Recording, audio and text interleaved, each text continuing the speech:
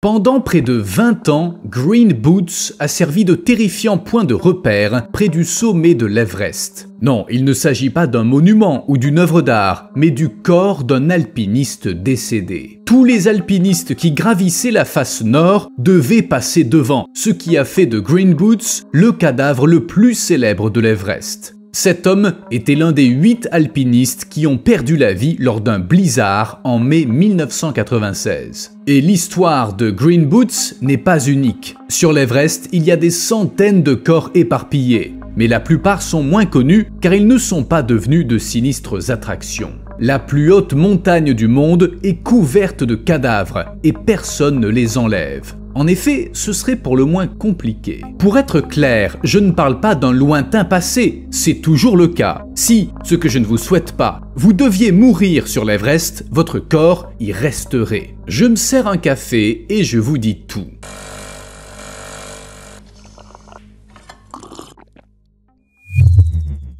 Tant que j'y pense, voici un rappel discret de laisser un like si vous avez tendance à oublier de le faire à la fin de la vidéo. Chaque année, des milliers de gens de tout pays se rendent à l'Everest dans l'espoir de conquérir le sommet le plus célèbre du monde.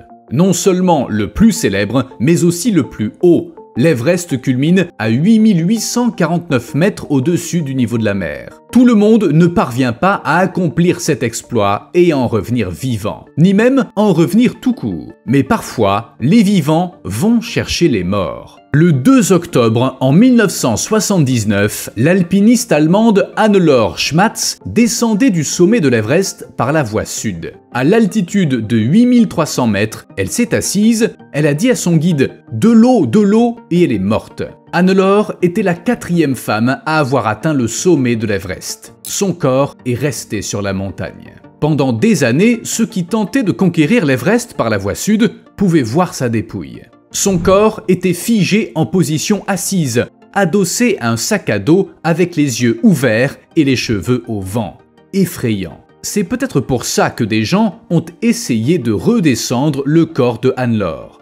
D'abord, il y a eu 2 alpinistes népalais, l'inspecteur Yogendra Bahadur Thapa, âgé de 36 ans, et son guide Ang Dorje, 35 ans. Ils ont voulu récupérer le corps de Hannelore lors d'une expédition menée par la police népalaise, mais tous 2 sont morts le 24 octobre en 1984. Il s'agissait d'alpinistes expérimentés, mais même pour eux, la tâche s'est avérée impossible. Enfin, après 20 ans, le vent a emporté les restes de Hannelore. À ce jour, plus de 340 personnes sont mortes en tentant d'atteindre le sommet ou d'en revenir. Et il ne s'agit là que de ceux dont on a connaissance. Petit avertissement, pour des raisons éthiques, on ne peut pas montrer le corps des personnes décédées. C'est pourquoi on les a recouverts de housses mortuaires. Si vous souhaitez voir les images non censurées, vous pouvez facilement les trouver en ligne. En réalité, les morts reposent simplement sur la montagne où ils ont vécu leurs derniers instants. Des gens y meurent chaque année, enfin à une exception près. Seules 2 années ont été exemptes de décès depuis qu'on tient le compte. 1977, lorsque seules 2 personnes ont atteint le sommet, et 2020, car le Népal n'a délivré aucun permis en raison de la pandémie. Le reste du temps, l'Everest fait toujours des victimes parmi ses prétendants. Jusqu'en 1996, un alpiniste sur 4 mourait au cours de l'ascension, et depuis 1996, 1 sur 7. Les premiers décès connus remontent à 1921, lors d'une expédition britannique de reconnaissance de l'Everest, au cours de laquelle 2 personnes sont mortes durant l'approche. L'une d'entre elles n'est pas nommée, c'était un porteur inconnu. L'autre était Alexander Kellas, un scientifique britannique, mais aucun des 2 n'a atteint l'Everest. Les premières victimes de la montagne remontent à l'année suivante. 7 personnes. Toutes étaient des porteurs qui ont été pris dans une avalanche lors d'une nouvelle expédition britannique. Mais personne ne sait combien de cadavres se trouvent aujourd'hui sur l'Everest. En 2015, une étude est parvenue au chiffre de plus de 200 corps. On dirait que l'Everest peut causer la mort de n'importe qui. En fait, bien que le mont Everest ait causé le plus grand nombre de morts, il n'a pas le record du taux de mortalité le plus élevé. La raison en est que l'Everest, la plus haute montagne de la planète, fait l'objet d'une grande attention et est très convoitée. Beaucoup d'alpinistes font l'ascension, ou du moins essaient de faire l'ascension du sommet. C'est pourquoi il y a tant de morts. Il existe plus de 10 causes de décès connues. En première position arrivent les avalanches. Elles ont coûté la vie à au moins 77 personnes. En deuxième position de ce sinistre classement, on trouve les chutes, qui ont tué 71 personnes. Et enfin, le mal des montagnes. Il a coûté la vie à au moins 36 alpinistes. Il faut savoir que le corps humain ne peut pas fonctionner pendant longtemps à une telle altitude. On n'est pas fait pour de telles conditions. L'hypoxie ou manque d'oxygène nous affecte et c'est le facteur qui détériore le plus fortement la santé des alpinistes. À cause du manque d'oxygène, le fonctionnement de tous les organes est gravement perturbé. À basse altitude, le mal n'est pas très grave, il se limite à des vertiges et à un essoufflement. On peut supporter de tels symptômes, mais plus haut, au fur et à mesure que l'on monte, les effets s'aggravent.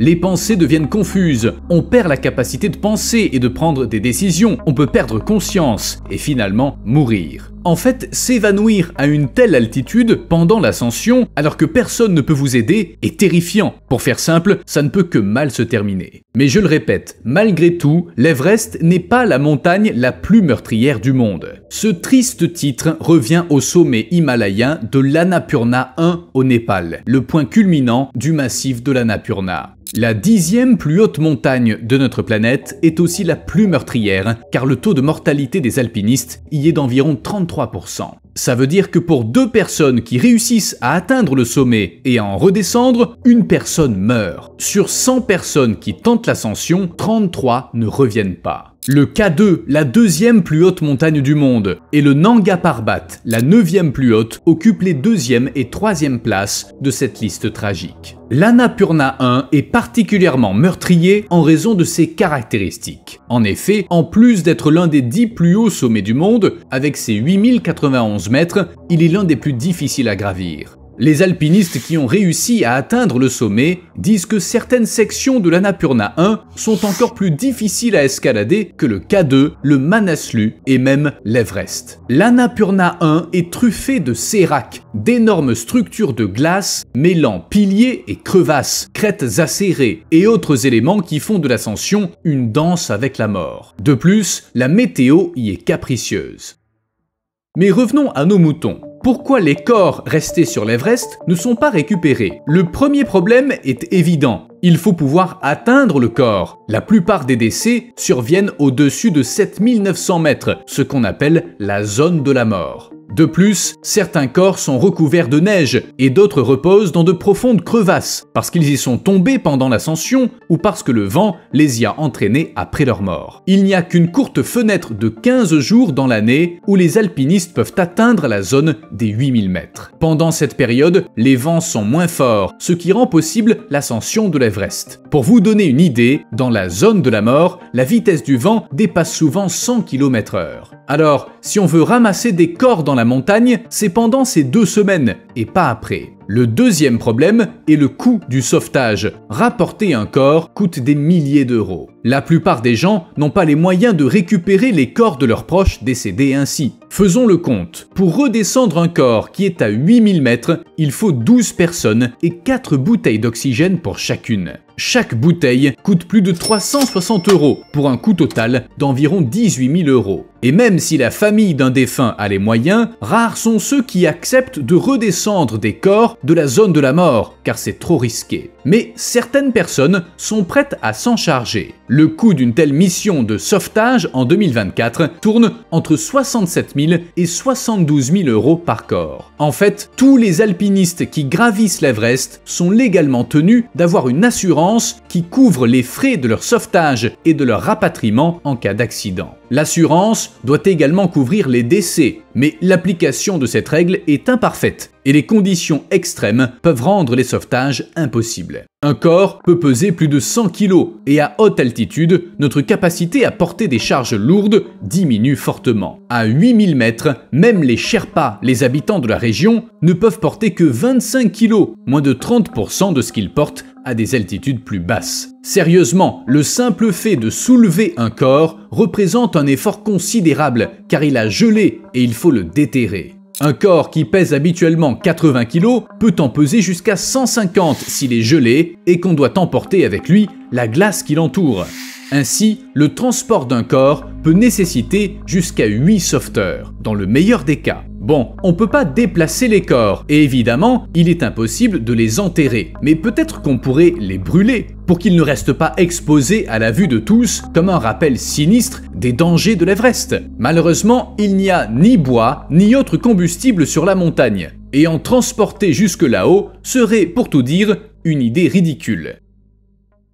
Cependant, il y a une bonne nouvelle. Le gouvernement népalais a finalement commencé à retirer petit à petit les corps de l'Everest. La campagne de nettoyage a démarré en 2019 avec le ramassage de déchets et l'enlèvement de certains alpinistes décédés. C'est peut-être pas très respectueux des morts, mais comme vous l'avez compris, on n'a pas vraiment le choix. Au cours de cette campagne, 4 corps non identifiés ont été redescendus en 2019 et 5 autres tout récemment en 2024. Mais avec des centaines de corps sur l'Everest et une liste de victimes qui ne cesse de s'allonger, le travail ne progresse que lentement. La tâche était déjà très difficile et le changement climatique rend les choses encore plus effrayantes. Neige et glace fondent, laissant apparaître les corps de centaines d'alpinistes. Les sortir de là est une tâche sinistre, difficile et risquée. Les sauveteurs sont humains, eux aussi éprouvent de l'inconfort. Maux de tête, vomissements, toux et autres problèmes les affectent quand ils passent trop de temps à haute altitude. Néanmoins, le gouvernement paie bien. En 2024, l'armée a loué 5 millions de roupies, soit 33 700 € pour chaque corps récupéré. Un tarif très différent de celui pratiqué par les entreprises privées. Cependant, l'armée ramène les corps à tous les coups. D'abord, les sauveteurs repèrent le corps. Ensuite, ils passent plusieurs heures à briser la glace à la hache et à l'aide d'eau bouillante. Plus il y a de glace, plus le travail est long et difficile. Par exemple, il a fallu 11 heures de travail à des alpinistes dans des conditions terribles pour libérer un corps pris dans la glace jusqu'au torse. Et il ne suffit pas d'extraire le corps, il faut encore le ramener. Souvent, on l'enveloppe dans un sac, on le place sur un traîneau en plastique et on le descend ainsi. Il a fallu 24 heures d'affilée pour ramener ce corps, qui appartenait sans doute à un alpiniste tchèque, jusqu'au camp le plus proche, situé à seulement 3,5 km de là. L'équipe a ensuite passé 13 heures de plus à descendre le corps jusqu'à un autre camp. Normalement, les corps sont transportés à Katmandou par hélicoptère, mais pour l'alpiniste tchèque, l'équipage est resté bloqué à Namche pendant 5 jours à cause du mauvais temps. Ce n'est qu'une fois que le corps a atteint sa destination que l'identification et l'enterrement ont lieu. Et on peut ajouter le travail de nuit à la liste des difficultés. Après avoir retrouvé un corps, les sauveteurs travaillent souvent de nuit pour ne pas déranger les autres alpinistes, pour ne pas gêner leur ascension et leur descente. Mais pourquoi on a soudainement commencé à redescendre ces corps ? Je veux dire, pendant 100 ans, ils sont restés sur l'Everest et personne ne s'en préoccupait. Qu'est-ce qui a changé ? Eh bien, les autorités népalaises ont estimé que c'était devenu nécessaire. Les corps s'accumulaient et la montagne devenait un immense cimetière. De plus, de nombreux alpinistes qui gravissent l'Everest croient pénétrer dans un royaume divin, jusqu'à ce qu'ils tombent sur un cadavre. C'est vraiment pas divin.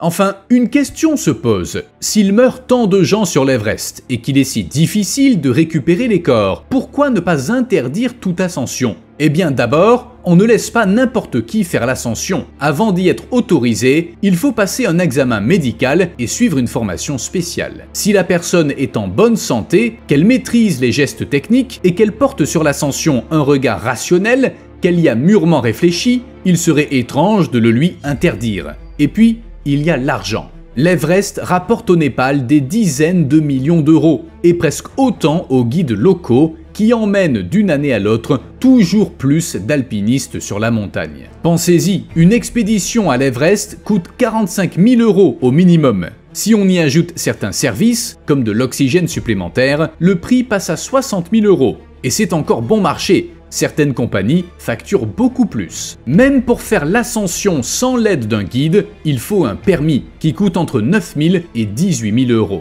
Ce permis ne couvre que l'accès à la montagne, comme un ticket de cinéma. Pour le reste, il faut se débrouiller seul. Si l'on ajoute les dépenses supplémentaires pour le transport aller-retour, l'emploi de guides, les bouteilles d'oxygène, les tentes et le matériel de communication, le coût total dépasse les 180 000 €. Qui renoncerait à une telle manne ?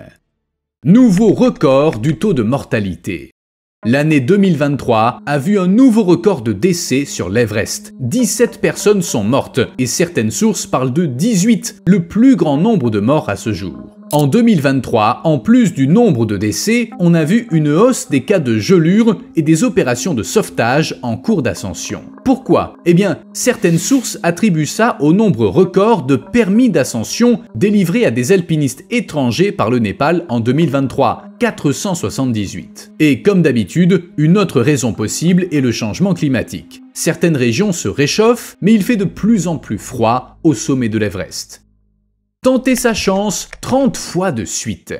Il y a peu, le célèbre guide Kami Rita a établi un record en réussissant sa 30e ascension de l'Everest. Imaginez, il a atteint le sommet 30 fois et il ne compte pas s'arrêter là. Kami Rita a conquis l'Everest pour la première fois en 1994 et il l'a gravi presque chaque année depuis, à l'exception de 2014, 2015 et 2020. Malgré ces années blanches aux causes diverses, il n'a eu de cesse de se lancer dans de nouvelles ascensions alors que beaucoup y sont restés. Livraison en montagne.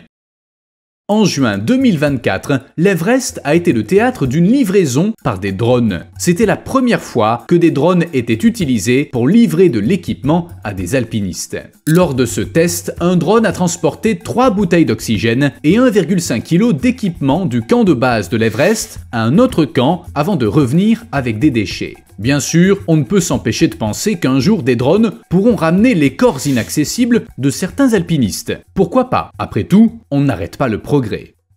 L'air frais de la montagne.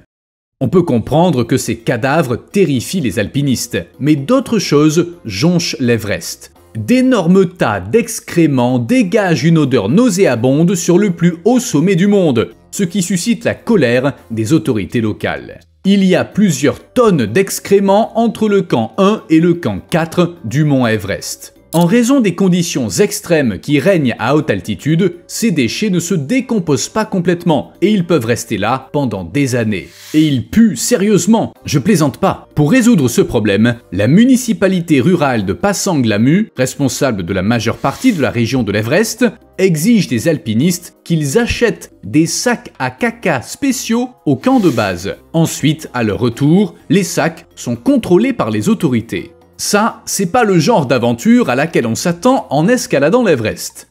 Bon, vous me devez un like puisque vous avez atteint la fin de la vidéo. A plus.